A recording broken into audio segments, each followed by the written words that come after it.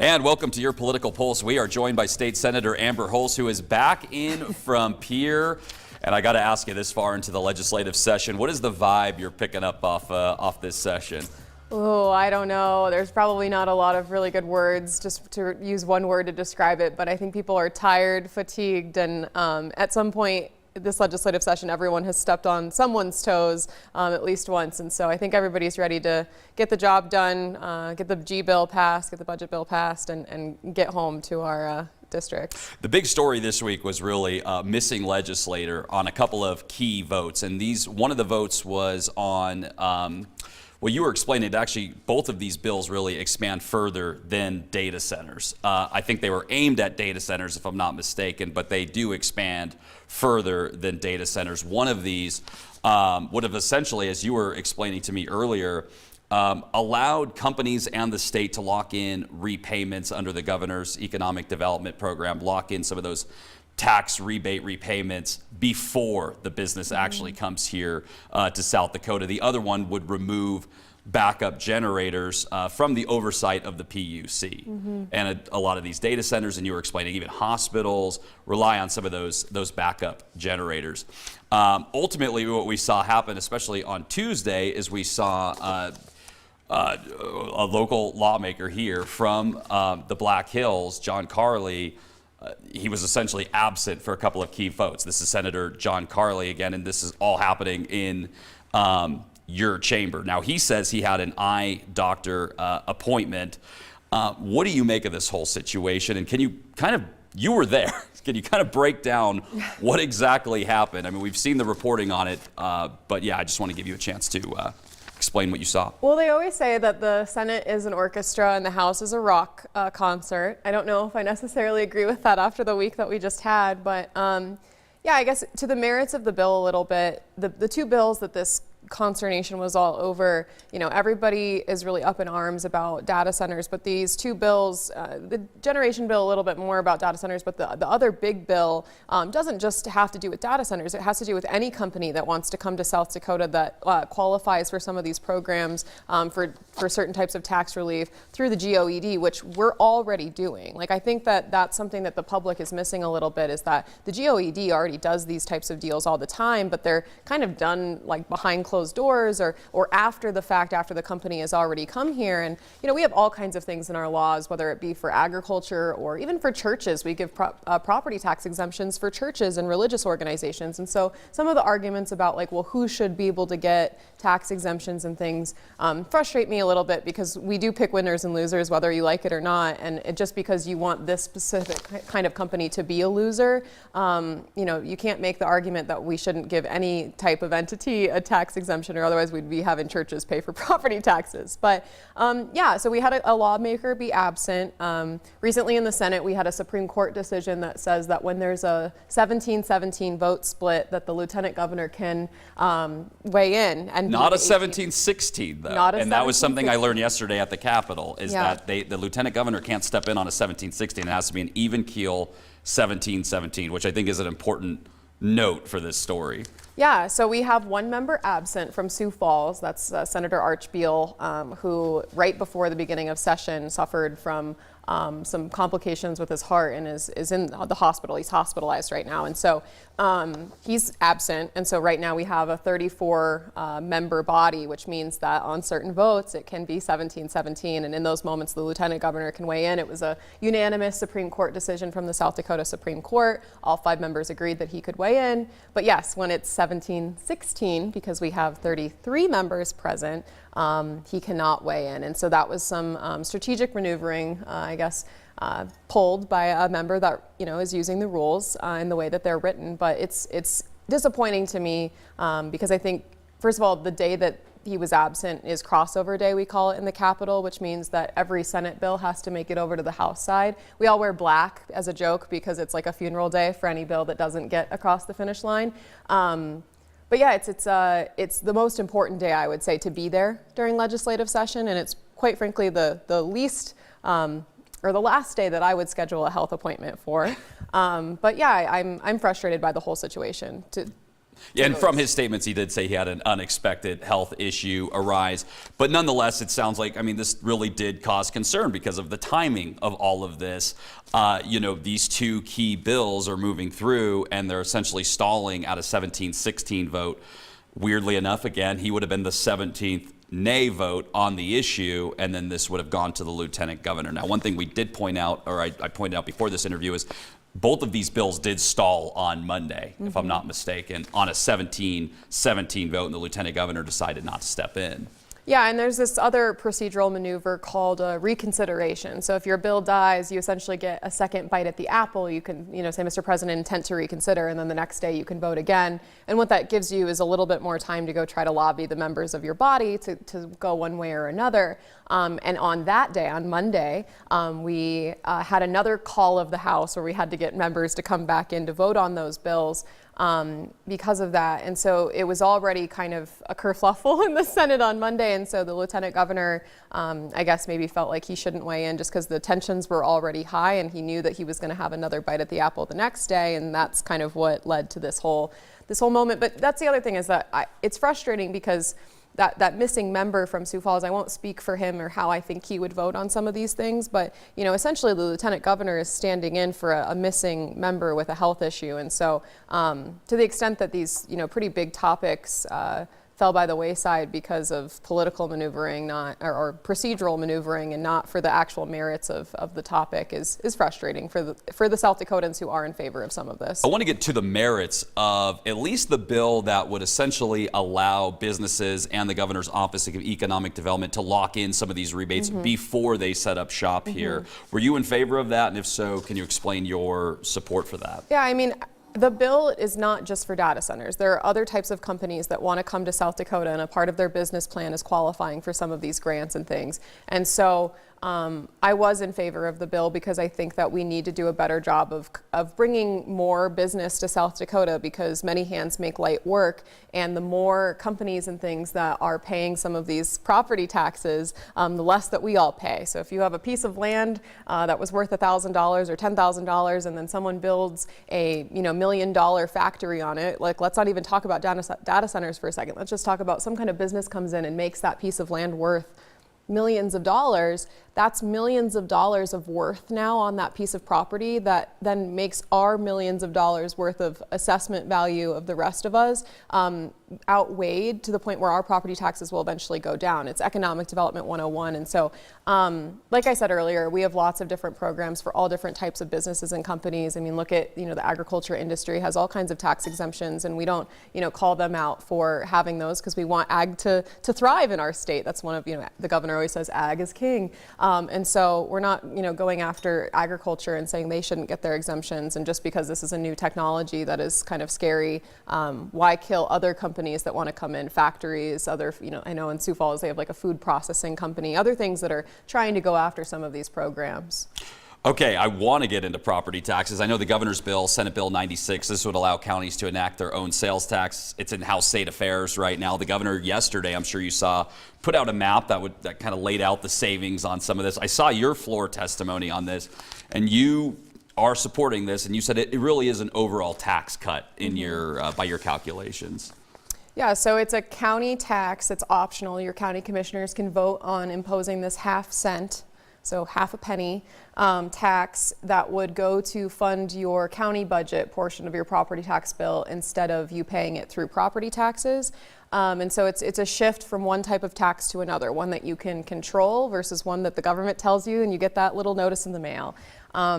While I think it's a great plan to try to address 1/3 of your property tax bill, what I'm seeing is that some of these increases are actually because of the school funding formula and the school portion, which is 60%-ish of your property tax bill. And so while I think it's a good start, and it was a way to address like an easy way to get significant property tax relief, we're really going to have to attack the beast in the room, which is the school funding formula and how it's disproportionately, I think, creating some unfairness across the state. Well, you were trying to, I know, submit to the voters an effort that would allow this sales tax to rise up to 5%, and then you would take that extra money, if I'm not mistaken, and you would apply that towards school funding. Yeah, so it was kind of like a three-part plan. So, you know, your property tax bill is 100%, 33% of it is your county part. And the governor's bill would have addressed that with a 1/2 cent county sales tax. And then the sunset clause on the 0.3 tax cut that we put in 2023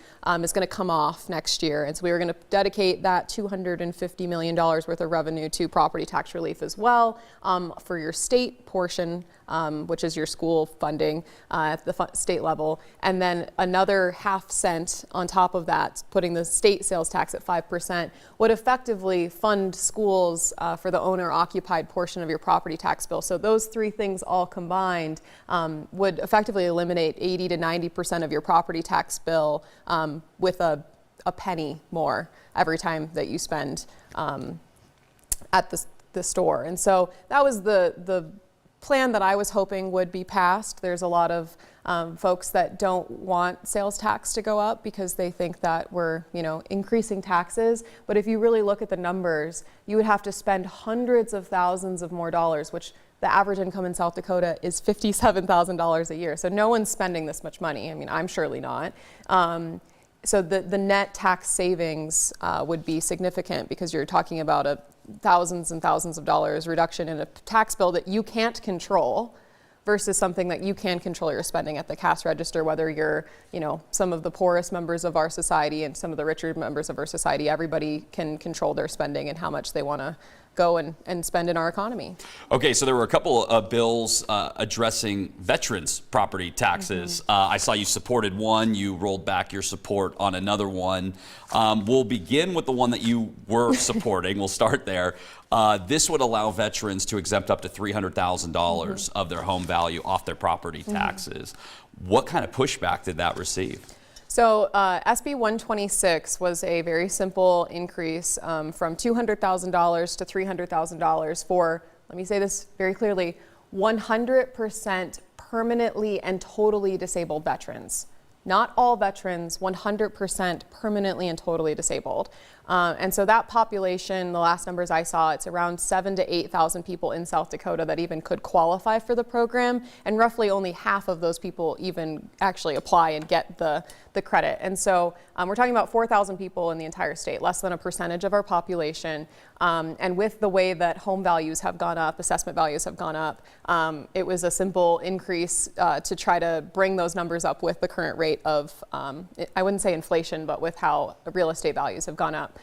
There were a lot of opposition on the Senate floor. The bill eventually died because people were concerned that it was going to shift onto everyone else.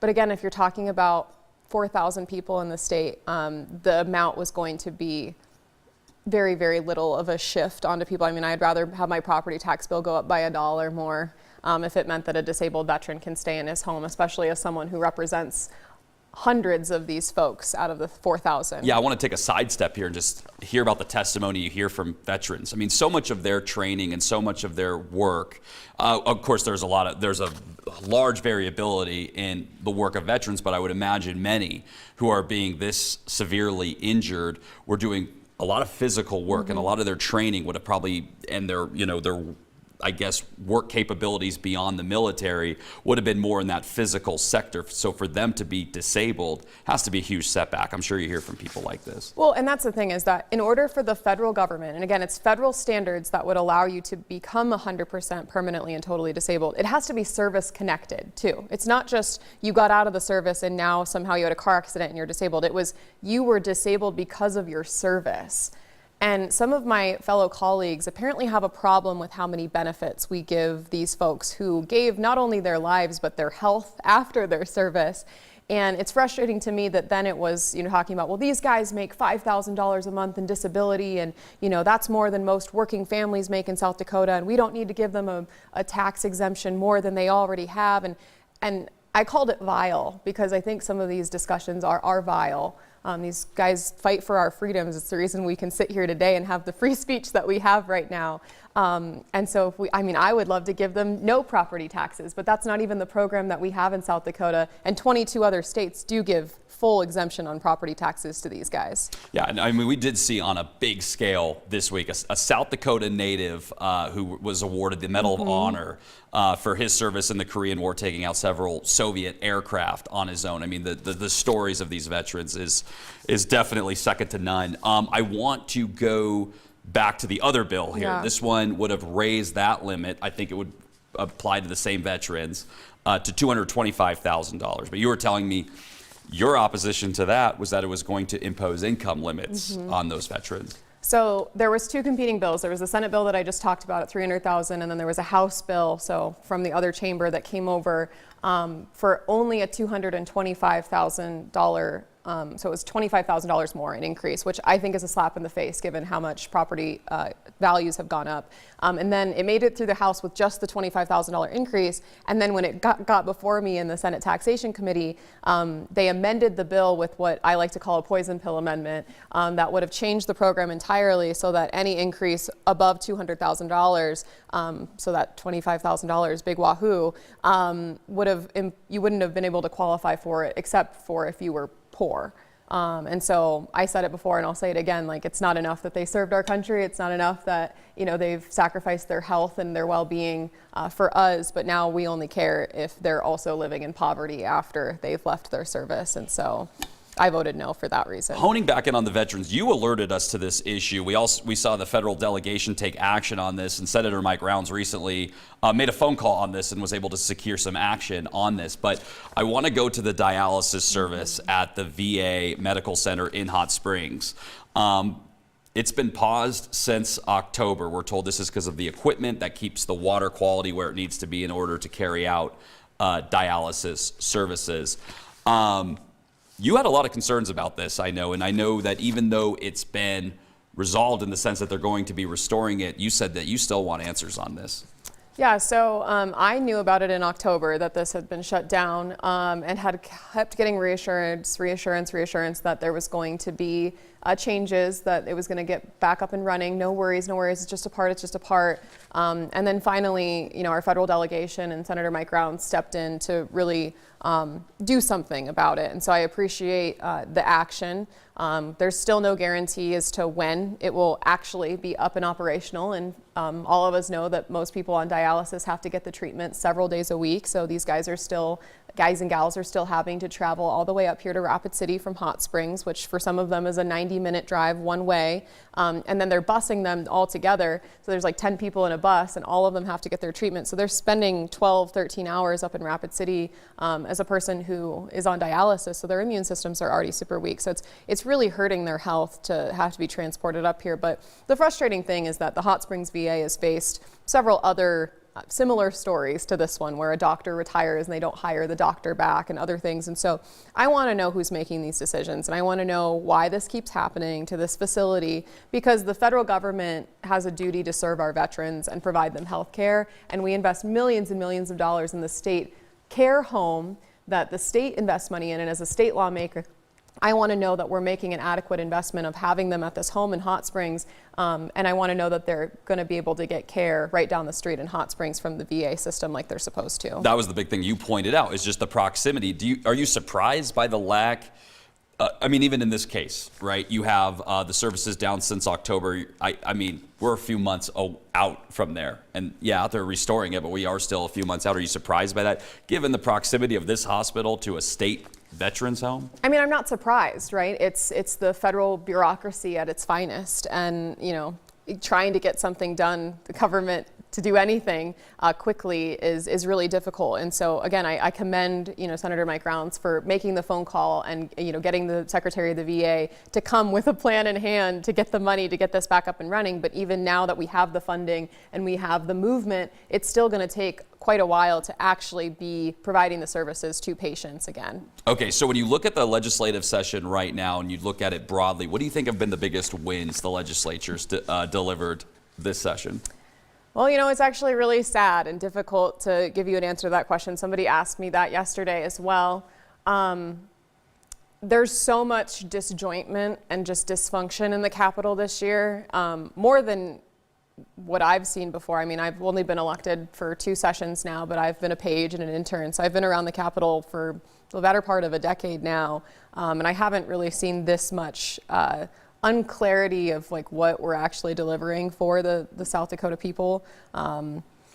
I have a couple bills that I think are good, like baby wins are good things, but overall as huge wins for South Dakota. I mean, I really hope the governor's property tax bill passes, because that'll at least give most people 20 to 30% off their property tax bill. But otherwise, the lack of a clear, consistent message, or I guess clear leadership on what we're supposed to be delivering to South Dakotans is kind of sad. And I think it's, largely because of some of the political dynamics going on right now with the current governor running for re-election as governor. We've got the Speaker of House running for governor. We've got, the member of Congress who has lots of folks who support him in the legislature running for governor.